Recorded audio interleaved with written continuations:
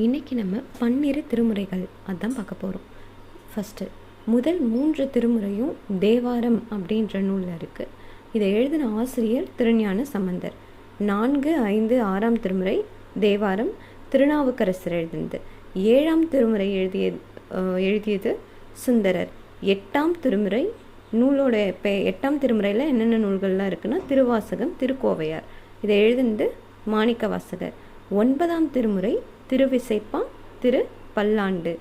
இதை எழுதினது திருமாளிகை தேவர் உள்ளிட்ட 9 பேர். அப்போ 9ஆம் திருமுறை 9 பேர் எழுதியிருப்பாங்க. என்னென்ன நூல்கள்னால் திருவிசைப்பா, திருப்பல்லாண்டு. 10ஆம் திருமுறை திருமந்திரம் திருமூலர் எழுதினது.